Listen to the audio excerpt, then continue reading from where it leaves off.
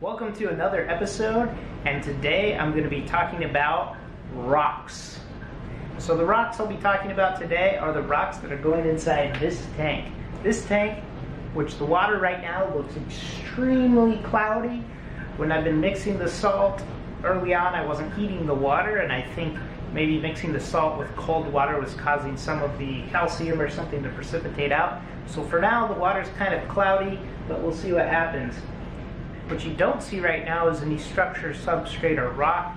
Now, a lot of times you put in the rocks before you put in the water, but I was impatient to start getting water going and some sort of cycle. I've seeded with a little bit of water from my other tanks, and now I'm going to start working on the rocks.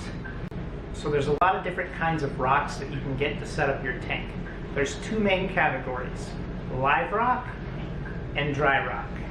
Now, live rock is rock that's actually harvested from the ocean and has living critters, coralline algae, all the ingredients for the reef already inside it.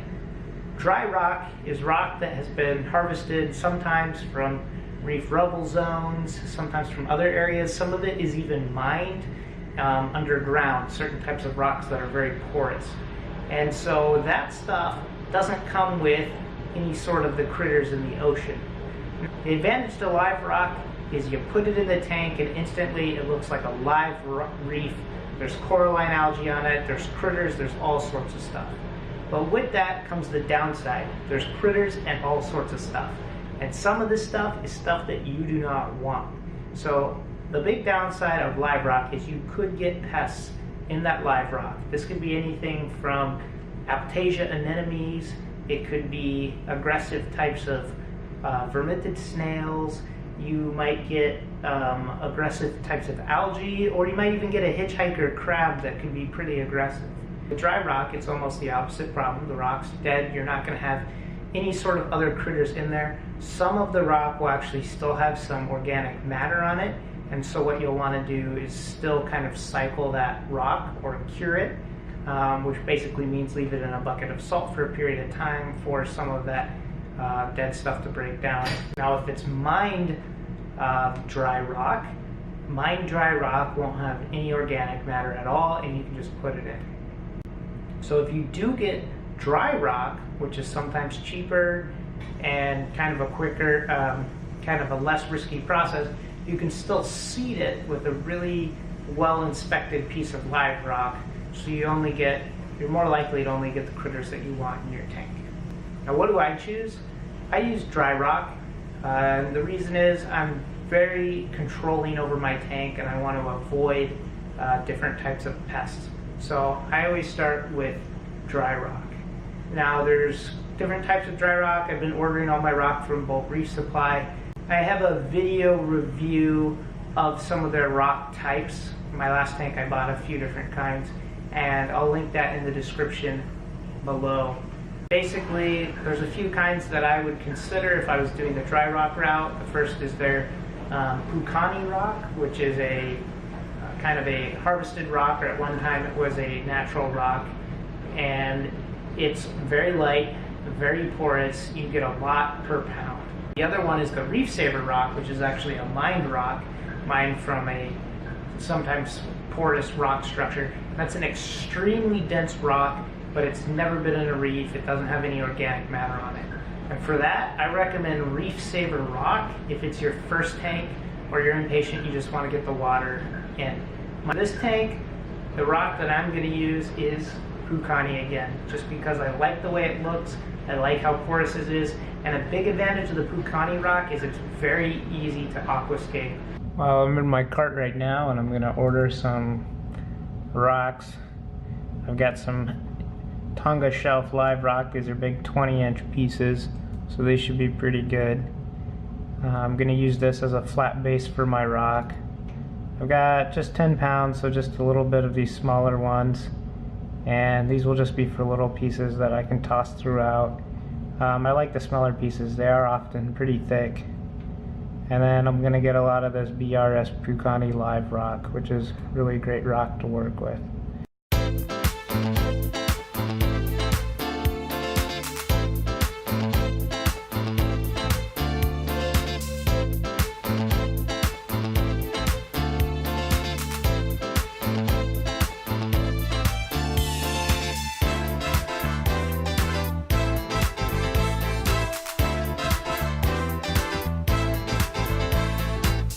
So here is the rock that came in that box.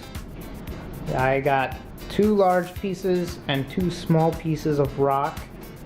2 of the large pieces are relatively uniform kind of shape and texture, and the smaller pieces are more random sorts of patterns. Oh wow. So I ordered some plates because I really like to build up different heights and layers and stuff. This is a very nice plate. It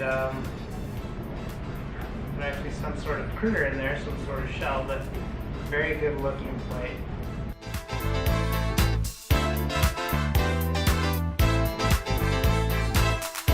Oh wow, this is amazing. Now this is a really cool plate. Look at that. Kind of interesting shape. It looks like it was a really big plate and then kind of got broken off into a Star Destroyer-like piece. But, that'll be cool.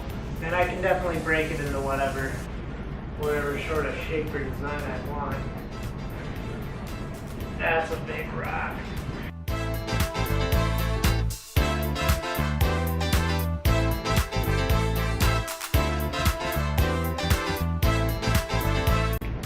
Wow, look at that plate.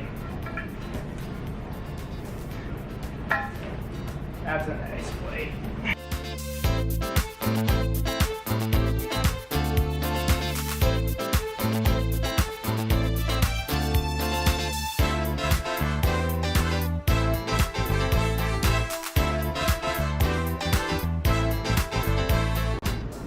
And that is my pile of rock.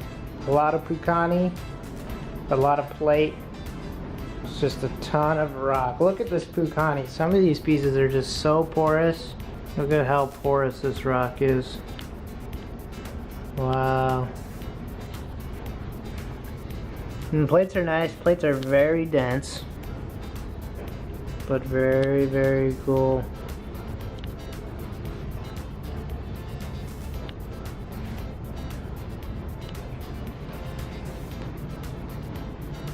And that's my rock.